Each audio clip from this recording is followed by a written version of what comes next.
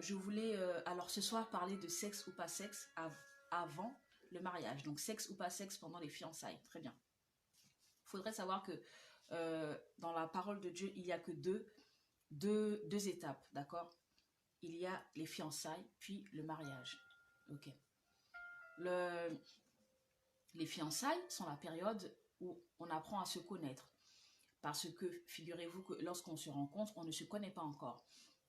Je ne sais pas, je ne sais pas comment tu penses, je ne connais pas ta façon de voir la vie, je ne connais pas ce que tu penses de l'avenir, je ne connais pas tes projets, où tu comptes habiter, quel travail tu comptes faire, quel est ton caractère, quel est ton comportement, comment tu as grandi, quelle est ton éducation, comment tu vis en fait, quelle est ta conception du quotidien, d'accord? Je ne connais rien de toi et je dois te fréquenter pour pouvoir te découvrir. Je dois te fréquenter pour pouvoir apprendre à te connaître. Je dois te fréquenter pour voir si toi et moi, nous pouvons aller ensemble pour toute la vie, n'est-ce pas? Pas pour une semaine, pas pour un mois, pas pour 3 ans, pas pour 7 ans, pas pour 10 ans, mais pour toute la vie. Donc, je dois t'écouter très attentivement pour savoir est-ce que ta façon de penser me plaît? Est-ce que tu as le même raisonnement que moi? Du moins, est-ce que ton raisonnement est fondé sur la parole de Dieu? Parce que c'est la parole de Dieu qui nous garantit le succès dans tout ce que nous entreprenons. D'accord? Est-ce que ta façon de faire, telle que tu te comportes, est-ce que ça me plaît? Est-ce que ta façon de parler me plaît? Est-ce que ta personnalité me plaît? Est-ce que comment dirais-je, ton intellect me plaît? Est-ce que ton identité me plaît? Voyez-vous?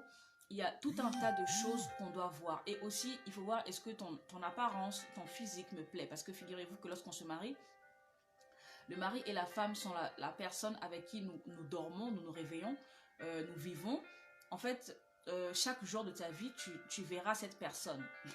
Que tu sois fâché ou pas, que tu sois dans la joie ou pas, que tu sois dans l'allégresse ou pas, chaque jour de ta vie, tu verras cette personne.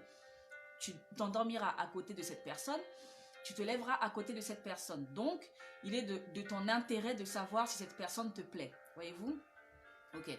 Mis à part tout ce qui est spirituel, mental, tout ce qui est sociologique, mais il faudrait aussi que la personne même, l'individu même te plaise. D'accord? Ok.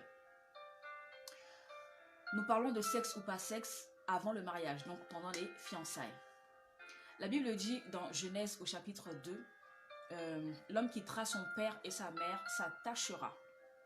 L'homme va quitter, à un certain âge, il va quitter son père et sa mère qui l'ont élevé et il va aller demander la main de sa femme, d'accord, auprès des parents de son épouse. Là, je vous fais le schéma universel. Je n'ai pas dit que tous les mariages se passent comme ça, je n'ai pas dit que tous les couples ont suivi cette trame-là, mais là, je vous parle d'un schéma universel, d'accord? Ok. L'homme, à partir d'un certain âge, à l'âge de maturité, il laisse ses parents qui l'ont élevé, il leur dit merci de l'avoir voilà, élevé, nourri, etc. Et il s'en va trouver sa femme, d'accord? Il s'en va auprès des parents de cette dernière pour leur demander la main de leur fille, pour les remercier et pour leur dire que moi, je suis intéressé par votre fille. Est-ce que vous voulez bien me la donner? D'accord? Donc, il s'en va pour demander. L'homme quittera son père et sa mère. Ensuite, il va demander la main. Il s'attache à la femme. Il épouse la femme. Autrement dit, vous remarquerez que lorsque les gens se marient, c'est le père qui emmène sa fille au bras de son mari. Autrement dit, le mari, il est déjà devant l'autel, devant le pasteur, devant le maire. Et c'est le père qui tient sa fille au bras. C'est le père qui emmène sa fille vers l'homme.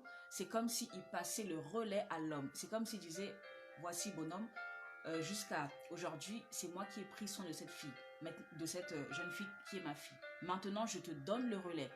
Je te passe le relais, tu en deviens responsable. S'il se passe quoi que ce soit, c'est à toi que je viendrai demander des comptes parce que tu es devenu entre guillemets, le garant de ma fille, entre guillemets, le garant de la protection de ma fille. Jusqu'alors, c'est moi qui la protégeais. Jusqu'alors, si elle était en danger, c'est moi qui prenais soin d'elle. Jusqu'alors, si elle était malade, c'est moi qui la soignais. Jusqu'alors, s'il lui manquait quelque chose, c'est moi qui pourvoyais à tous ses besoins.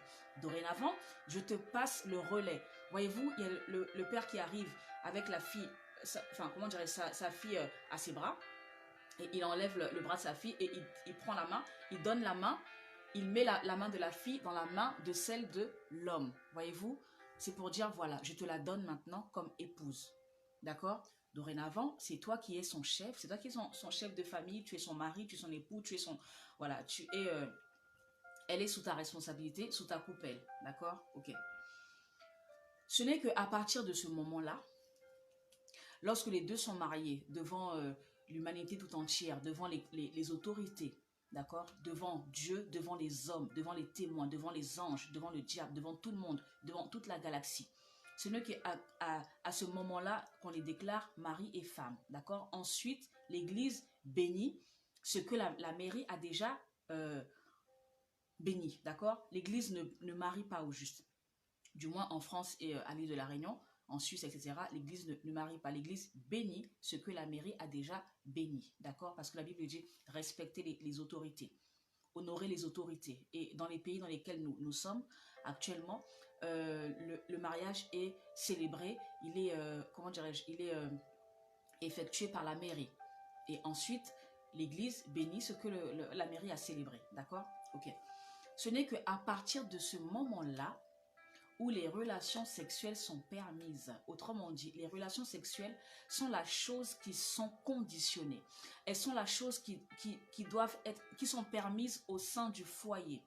Autrement dit, c'est le mariage qui ouvre la porte de la sexualité. Sans le mariage, on n'a pas de sexualité, d'accord? C'est le mariage est le seul endroit où peut se passer la sexualité. Donc, pour répondre à la question de ce thème, sexe ou pas sexe, avant le mariage, sexe ou pas sexe durant les fiançailles, la réponse est non. D'accord? Maintenant, je m'en vais vous expliquer pourquoi. Premièrement, la Bible dit que mon corps est le temple du Saint-Esprit. Si tu n'es pas marié, c'est que ton corps n'appartient pas encore à ton mari. Si tu n'es pas marié, c'est que le corps de ton mari ne t'appartient pas encore. Or, 1 Corinthiens chapitre 5 nous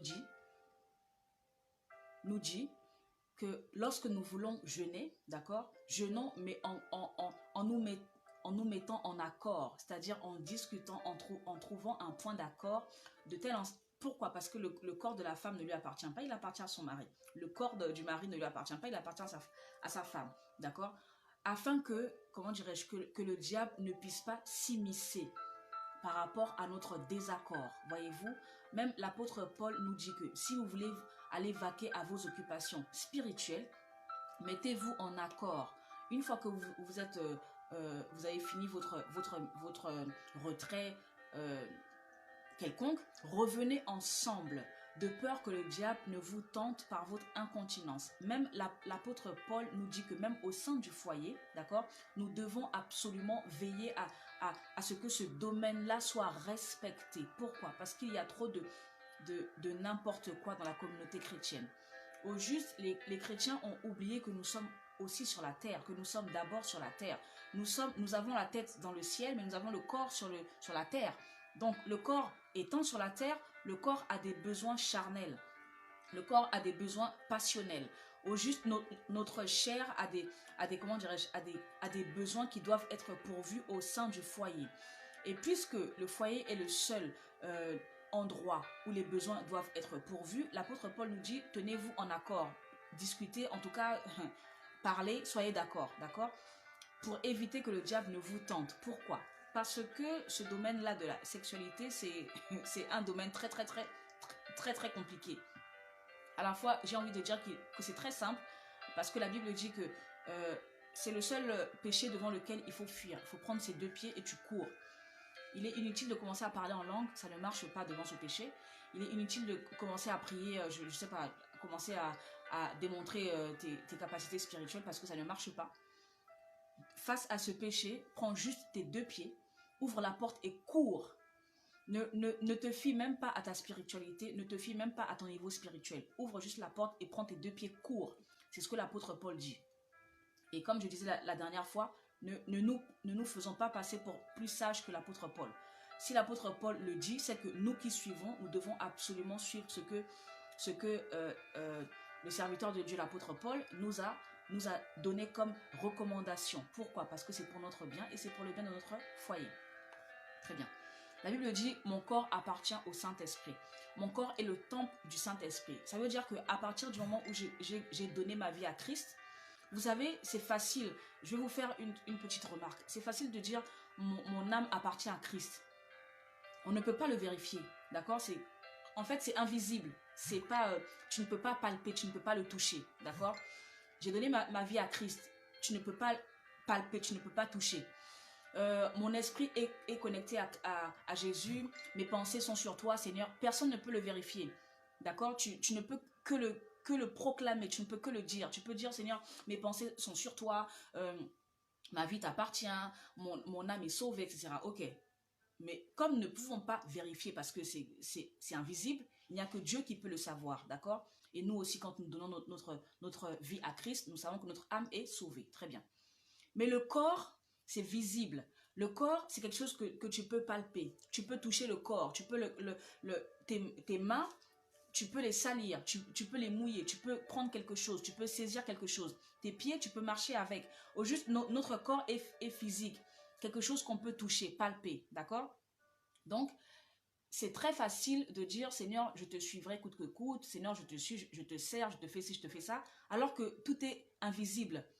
Seul Dieu peut vérifier ce que nous disons, d'accord?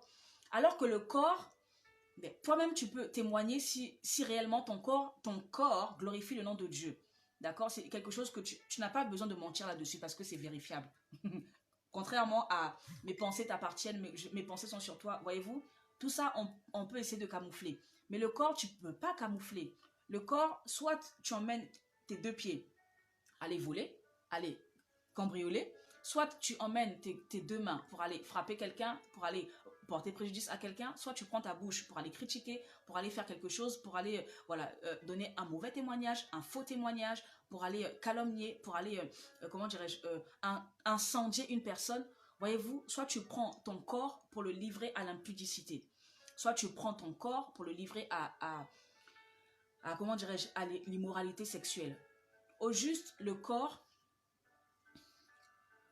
c'est quelque chose que tu peux maîtriser, si je peux le dire ainsi, d'accord? C'est quelque chose que tu peux, c'est toi qui décides en fait. Tu décides si tu vas à gauche, si tu vas à droite, c'est toi qui es le maître de ton corps, n'est-ce pas? Or, la Bible dit, mon corps, c'est le temple du Saint-Esprit. Si mon corps est le temple du Saint-Esprit, ça veut dire que tout mon corps doit respecter la présence du Saint-Esprit. Autrement dit, tout mon corps, tous mes faits et gestes de ce qu'on appelle mon corps, doivent être à l'honneur de Dieu. Voyez-vous? Au-delà de mes pensées, au-delà de mon esprit, au-delà de mon âme, c'est à moi de conditionner mon corps. C'est à moi de... Puisque je suis le seul responsable de mon corps, donc je dois faire de mon corps que je peux toucher, que je peux palper, que je peux tenir, que je peux pousser, que je peux jeter, faire tomber. Est-ce que vous comprenez ce que je vous dis? Faudrait que ce corps-là puisse être à la gloire de Dieu. Il faudrait qu'avec nos mains, que nous puissions acclamer le Seigneur. Il faudrait que nos mains puissent être, comment dirais-je, élever le Seigneur. Il faudrait que nos pieds puissent danser pour le Seigneur, que notre corps puisse danser pour lui. En fait, qu'il voit en nous comme un réservoir, un dépôt, un vase qu'il peut remplir à sa guise. Mais si mon corps ne le glorifie pas, alors j'imagine même pas mes pensées. Bon, là, mon corps, elle peut être sauvée. Mais si mon corps ne le glorifie pas, à combien plus forte raison mes pensées? Autrement, je vais faire une équation. Si le corps que nous voyons, d'accord, que nous n'arrivons pas comment dirais-je, à conditionner, à recadrer, nous l'emmenons dans les choses qui ne glorifient pas Dieu, à combien plus forte raison les choses qui sont invisibles, les choses qui sont invisibles, à combien plus forte raison nous demeurons dans ce qui ne glorifie pas Dieu. Est-ce que vous me comprenez? Autrement dit, c'est très simple. de dire, Seigneur, je te loue, je te glorifie avec sa bouche, et puis de dire, Seigneur, mes pensées sont sur toi, mon esprit est connecté à toi, alors que ton corps même, que tu dois, comment dirais-je, traiter, l'apôtre Paul a dit, je traite durement mon corps, de peur qu'à la fin à la fin, que le Seigneur puisse me recaler en fait, de peur qu'à la fin que je puisse manquer le but. Je traite durement mon corps, parce que le corps c'est l'une des choses que toi tu dois traiter, voyez-vous, au-delà de l'âme que tu donnes à Christ et Christ prend soin de ton âme, au-delà de ton esprit, mais le corps c'est ce que nous devons traiter, voyez-vous. Donc notre corps appartient à Christ. Autrement dit, notre corps, c'est la maison visible de Dieu. Notre esprit, c'est la maison invisible de Dieu. D'accord? Très bien. Deuxièmement, lorsque vous avez déjà une vie sexuelle durant les fiançailles ou même avant le mariage, autrement dit, le sexe, la sexualité avant le mariage, elle altère, elle a pour don d'altérer en fait le jugement. Ça veut dire qu'avant le mariage, pendant les fiançailles, tu es censé avoir la clairvoyance pour pouvoir dire, est-ce qu'il me convient? Est-ce que j'aime son raisonnement? Est-ce que je vais pouvoir le supporter? Il est égoïste, mais est-ce que je pourrais le supporter toute ma vie? Il est rancunier, mais est-ce que tel qu'il est là, je pourrais le supporter? Elle est vraiment très, comment dirais-je, très, désordonnée, mais est-ce que je pourrais la supporter toute ma vie?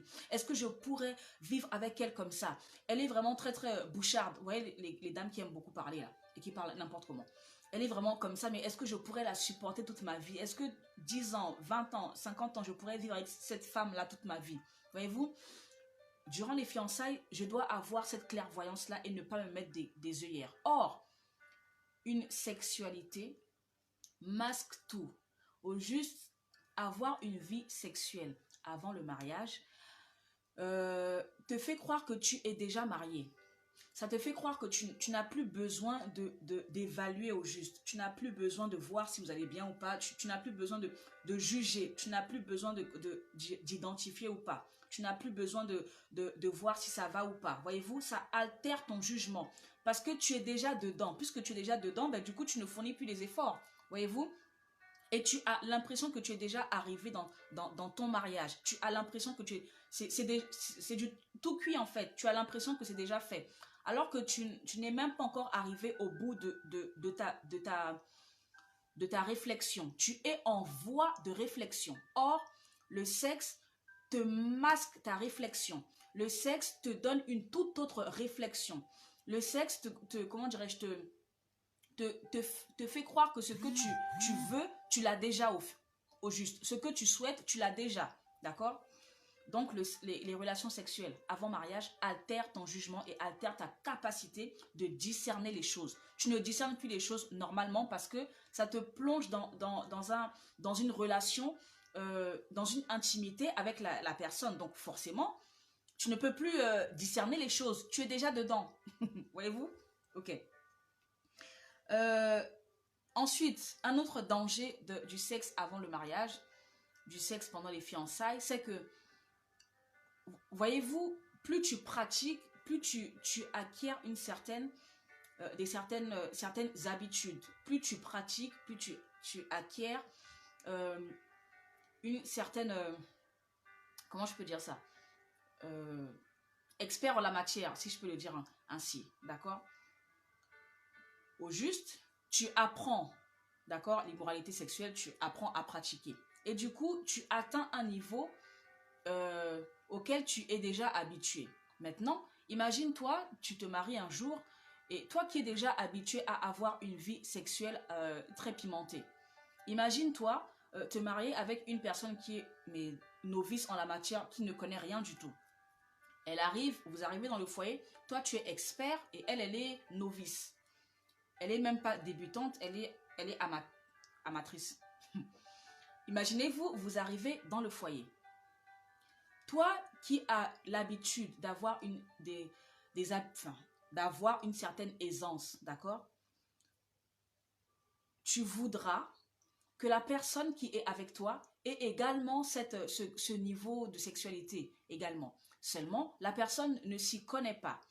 ce qui créera en toi des frustrations, ce qui créera en toi une insatisfaction, parce que tu t'attends à quelque chose, tu es déjà habitué à quelque chose, tu es déjà habitué à un certain niveau que tu ne trouves pas avec cette personne-là.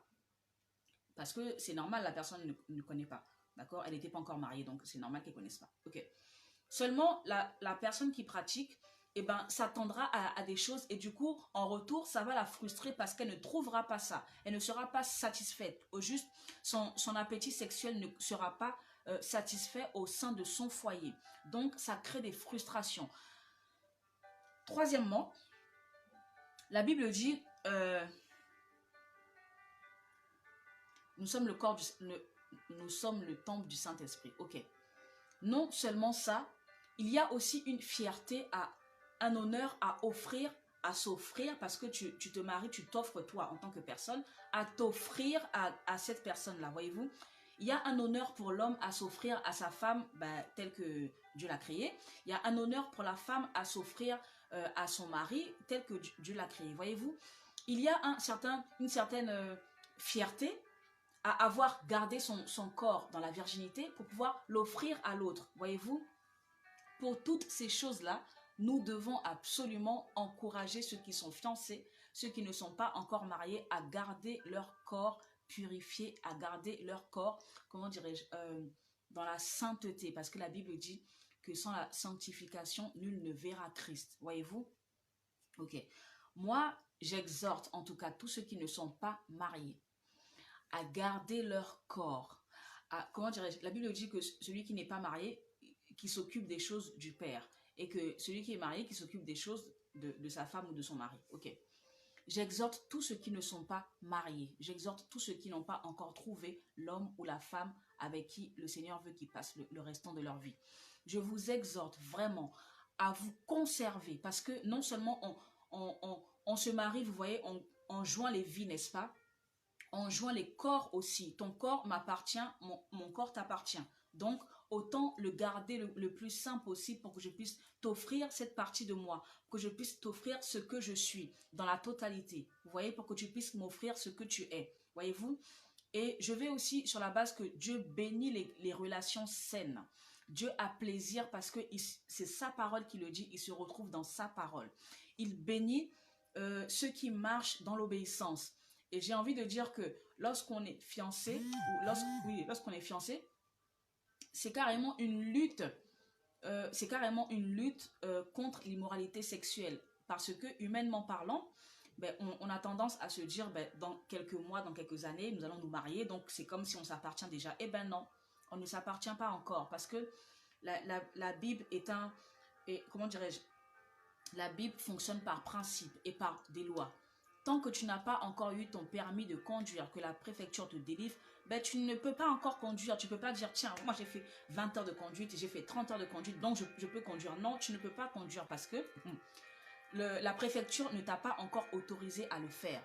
Même si il te reste encore quelques heures pour que tu puisses avoir ton permis, tant que la préfecture ne t'a pas délivré un papier tamponné comme quoi, Laurent Nadège, tu es apte à conduire dans la ville, dans le pays, tu es apte parce que on t'a délivré comment dirais-je, ce certificat, ce permis qui te donne accès, qui te donne autorisation, qui te permet de conduire. Tant que tu ne l'as pas encore eu, tant que tu n'es pas encore passé devant le maire, tu ne peux absolument rien faire. Est-ce que quelqu'un me comprend? Maintenant, je voudrais encourager mes frères et mes sœurs à ne pas franchir les étapes.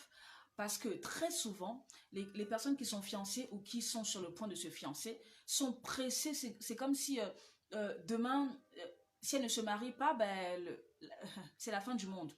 Voyez-vous? Alors qu'il y a des personnes qui sont nées avant vous, qui ont vécu avant vous et qui peuvent vous prodiguer les conseils. D'accord?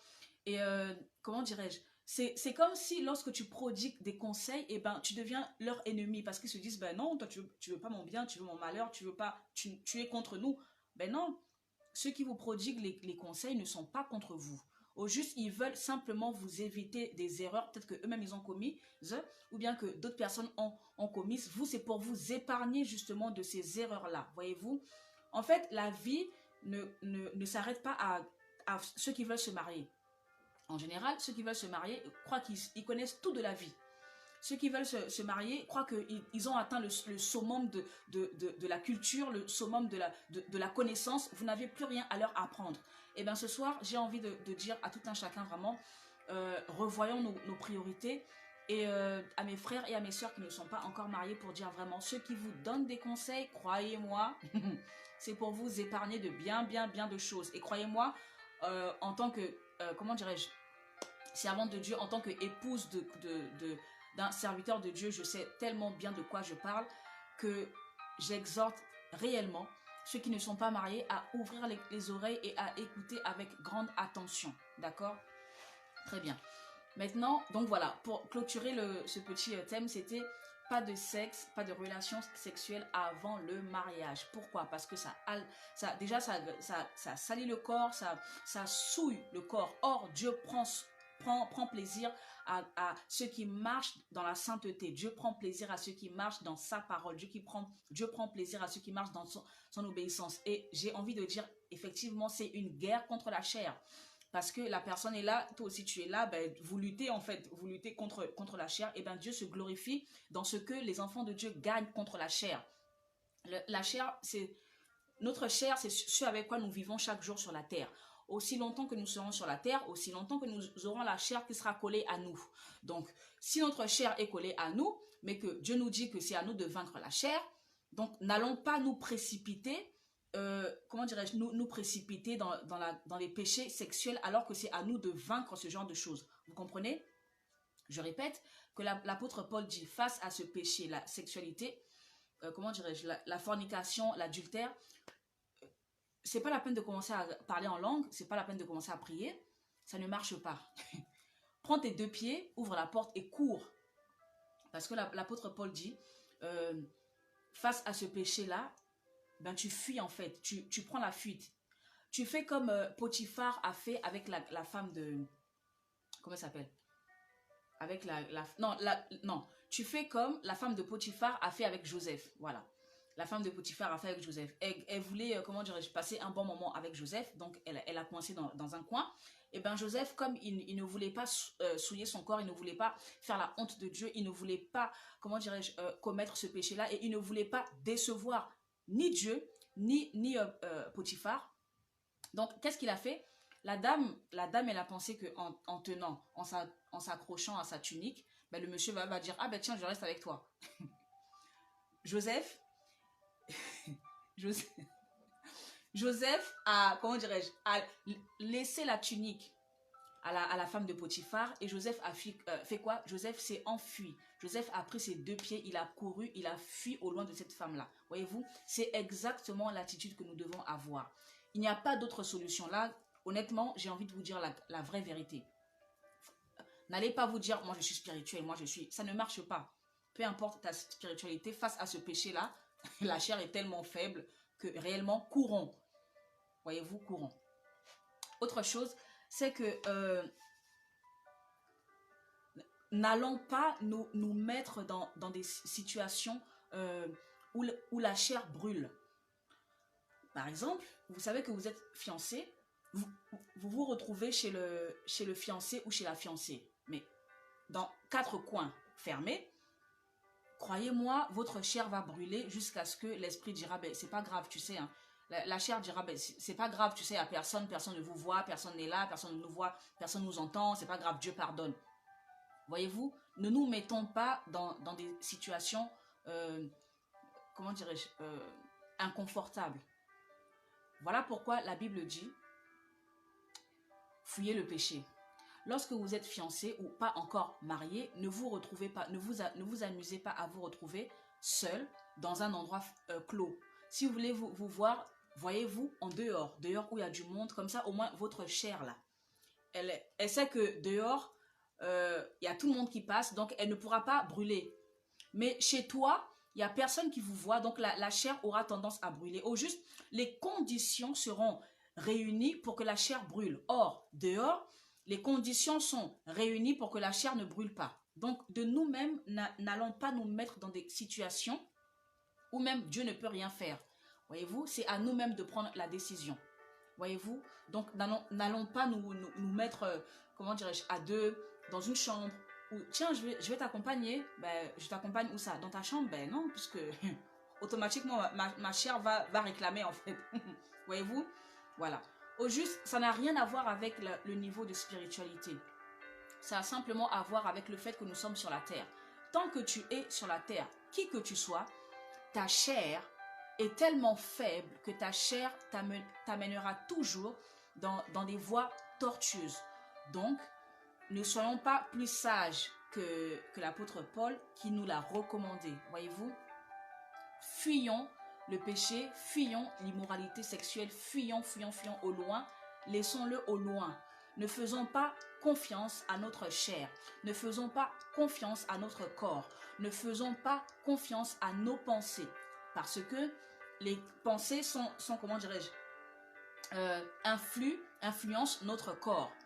Tu commences par penser, ah, ce monsieur, il est beau, oh là là, mais qu'est-ce qu'il est beau. C'est pas mauvais, c'est pas un péché de dire que, ah, mon frère, il est beau, ma soeur, elle est belle. C'est pas un péché. Seulement, ça s'arrête là. Si de toi-même, tu vas dire, oh là là, ce frère, il est trop beau, j'aurais trop aimé être sa femme, oh là là, ce frère, il est vraiment beau, hein, mais oh, pourquoi c'est elle qui est sa femme, oh là là, mais ce frère, il est beau, hein, comment il s'habille. Voyez-vous, il y a une différence entre dire, oh mon frère, tu es beau aujourd'hui, point. Ma soeur, tu es belle aujourd'hui, point. Il y a une différence entre ça, et puis, ouh là là là là là là, mais si je pouvais avoir cette soeur-là vraiment, mais tu sais que la soeur est déjà mariée, mais tu la convoites. Vous comprenez? Il y a une différence entre admirer et convoiter, d'accord? Ok. Comme nos pensées convoitent, nos pensées, comment dirais-je,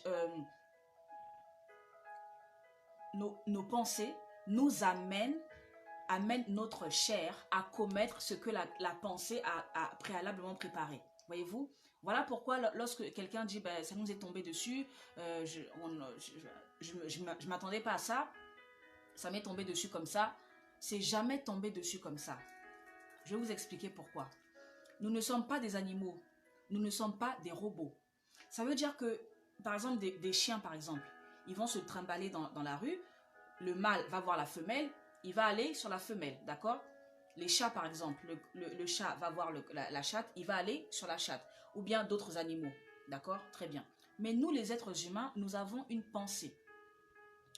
Si ta pensée va sur un terrain glissant, aujourd'hui, demain, tu as la même pensée. Après-demain, tu as exactement la même pensée, mais tu vas encore plus loin. Après-demain, tu l'as fait germer, tu la cultives en fait. Crois-moi que ton corps répondra à ce que ta pensée a préparé.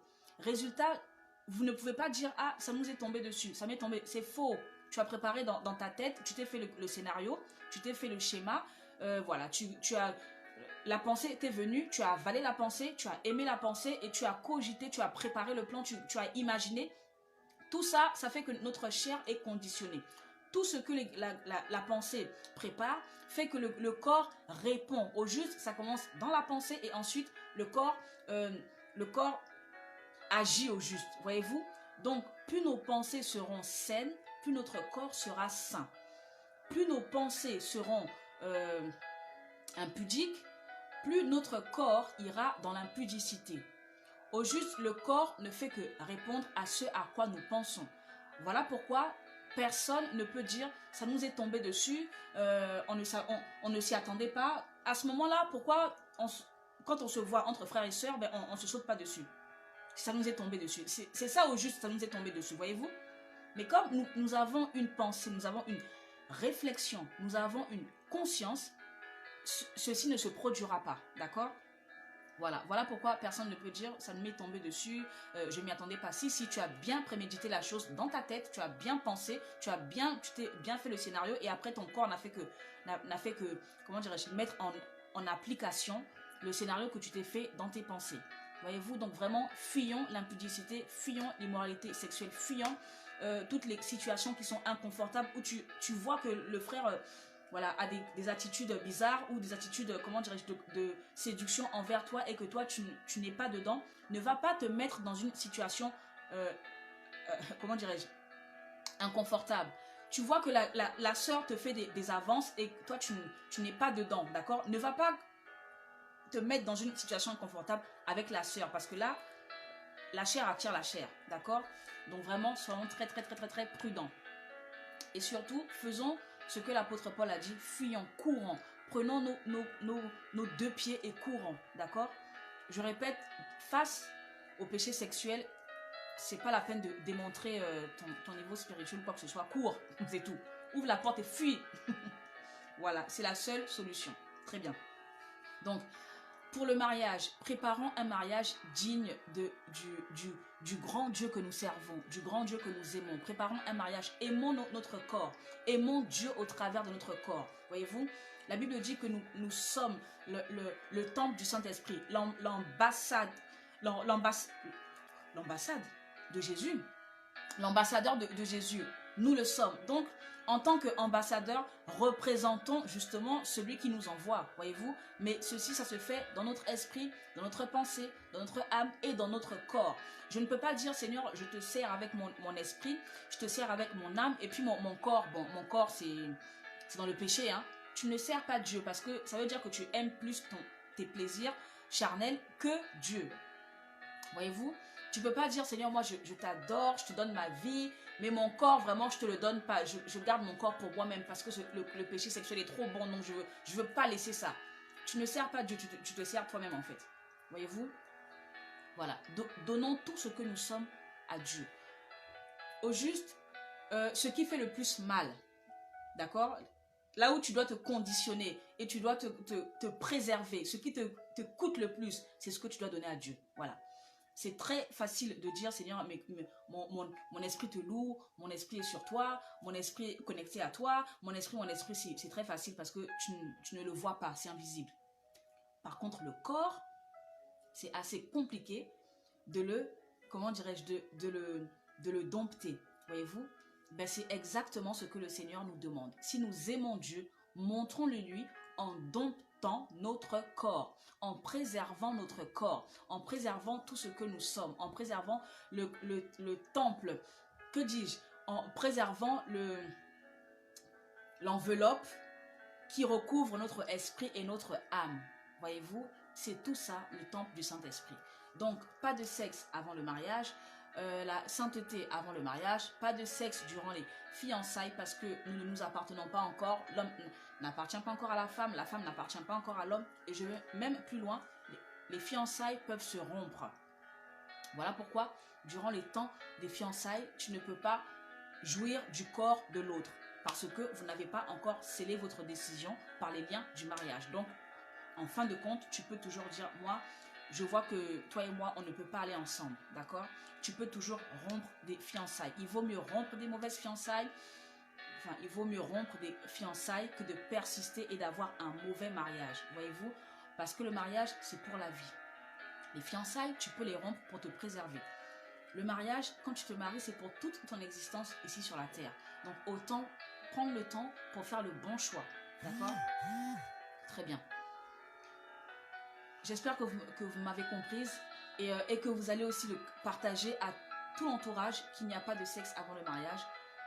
Mais j'ai envie de dire que c'est un combat. Je n'ai pas dit que c'est facile. Ce n'est pas facile parce que la chair, elle est très très attrayante. Donc ce n'est pas facile. Mais c'est là que Dieu veut glorifier son nom dans nos vies. Voyez-vous, c'est tellement plus glorieux lorsque le Seigneur voit que quelqu'un s'est préservé, que quelqu'un garde son corps. Des fois, la chair brûle en fait. La chair brûle, mais comment dirais-je? La chair brûle. Mais c'est justement lorsqu'elle brûle et qu'elle n'est pas conditionnée que tu peux dire à Dieu, Seigneur, mon amour pour toi est plus fort que ma chair qui est en train de me brûler. Voyez-vous, je ne céderai pas à cette chair qui brûle. La Bible dit, résiste au diable et il te fuira. Si le diable vient, il te tente, il voit que toi tu es solide. Même la chair ne te fait pas tomber. Il reviendra encore essayer. Il verra que ce frère, cette soeur, mon Dieu, c'est pas la peine que j'aille vers lui ou vers elle parce que il est, comment dirais-je, il est stable. Ben, le diable arrêtera de venir vers toi parce qu'il sait comment tu es. Il connaît ton identité. Il sait qui tu es. D'accord? Voilà pourquoi la Bible dit, résiste au diable et il te fuira. Si le diable voit ta stabilité spirituelle, c'est lui-même qui dira, oulala, lui là, c'est même pas la peine d'aller là-bas parce que c'est un robot, c'est un roc, sa foi est bâtie sur le roc, donc c'est pas la peine. D'accord? Elle, ce n'est pas la peine d'aller vers elle parce que c'est du roc, c'est du béton, c'est du solide. Ce n'est pas la peine. Voyez-vous, c'est ce que le diable doit dire de chacun de nous. Donc c'est un combat.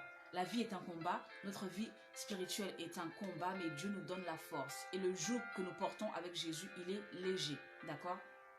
Oui, la chair est faible, mais c'est notre esprit qui est bien disposé. Donc combattons la chair, combattons-la parce que vraiment, la chair peut te faire perdre ta destinée. La chair peut te faire perdre ton objectif de vie. La chair peut briser ta vie. La chair peut détruire toute ta vie. La chair peut détruire tous les efforts que tu as construits dans toute ton existence, simplement parce que tu as succombé à la chair. Voyez-vous, pas de sexe avant le mariage, pas de sexe en dehors du mariage. Ce n'est même pas que avant le mariage, c'est aussi en dehors du mariage, d'accord? Même si tu es marié, ben le sexe c'est juste dans ton mariage, c'est pas en dehors. Voyez-vous, très bien. C'est ce que je voulais partager avec vous. Sexe ou pas sexe avant le mariage, avant le mariage ou pendant les fiançailles, non, pas de sexe avant le mariage, pas de sexe pendant les fiançailles, parce que les fiançailles ne sont pas le mariage. Les fiançailles sont une promesse. Je te promets de voir si toi et moi, nous allons ensemble. Je te promets de voir à la fin de cette période d'essai si je vais valider ou pas. Je te promets. Mais le mariage, c'est je m'engage. Le mariage, c'est un engagement. Les fiançailles ne sont pas, je ne suis pas engagée à toi. On n'est pas engagé, d'accord? Tu n'es pas engagé à moi. Le mariage, tu es engagé devant tous les hommes de la terre, toutes les femmes de la terre. Tu m'as dit oui à moi, ça veut dire que tu as dit non à toutes les autres femmes de la terre. Je t'ai dit oui à toi, ça veut dire que j'ai dit non à tous les autres hommes de la terre. Voyez-vous, donc c'est un engagement, je me suis engagée et je me tiens à mon engagement. D'accord? Les fiançailles, je ne suis pas engagée. Mais je te promets, d'accord, de marcher avec toi ce temps-là pour que nous puissions nous étudier l'un et l'autre, pour que nous puissions voir, pour que nous puissions voilà, nous apprendre à se connaître, d'accord? Et cherchons à glorifier le Seigneur dans ce qui nous coûte cher. C'est tellement facile de crier, Seigneur, je t'aime, Seigneur, je te proclame, Seigneur, tu es ma vie, tu es mon si, mais vivons-le dans notre corps également. Voyez-vous, c'est tellement plus facile de dire des phrases, dire des belles phrases à Dieu, mais si nous le vivons, ça sera d'autant plus réel dans notre vie. Voyez-vous, effectivement, c'est un combat, ce n'est pas évident, ce n'est pas facile parce que nous combattons contre notre chair qui est notre premier ennemi. D'accord? Très bien. C'était ce que je voulais partager avec vous, mes frères et sœurs. J'espère que vous avez été bénis. Moi, j'ai été bénie de partager ce temps avec vous. Gardons notre corps pour le Seigneur. Gardons tous les coins et recoins de notre corps pour le Seigneur. Et même si c'est vrai que Dieu pardonne, celui qui vient, celui qui confesse ses péchés, Dieu pardonne. Mais Dieu a d'autant plus de plaisir à voir celui qui résiste à l'ennemi. D'accord? Très bien. Donc, pour tous ceux qui sont fiancés, donc vous êtes sur la très bonne voie pour cet enseignement. Vous êtes sur la très bonne voie et vous êtes au bon endroit, au bon moment. Et vous pouvez aussi le réécouter parce que la parole de Dieu, on a toujours besoin de la réécouter. Parce que quand bien même nous savons, l'ennemi vient toujours pour essayer d'enlever ce que nous savons. Donc, c'est à nous d'écouter, de réécouter, de nous imbiber, que la parole de Dieu entre et bourre nos oreilles de telle enceinte que le diable ne trouve même pas une petite issue pour passer, pour nous murmurer du n'importe quoi. Voyez-vous? Très bien, c'était ce que je voulais partager avec vous. Je vous souhaite une très bonne soirée. En tout cas, je souhaite que chaque personne soit réellement le temple du Saint-Esprit, afin que le Seigneur soit fier de la génération que nous sommes, afin que le Seigneur soit fier des personnes que nous sommes, que le Seigneur soit fier de qui nous sommes, que le Seigneur soit fier de dire à Satan, Satan, tu as vu sur la terre, il y a mes enfants dont je suis fier. Que Dieu apostrophe Satan et dise à Satan, comme il a fait à propos de Job.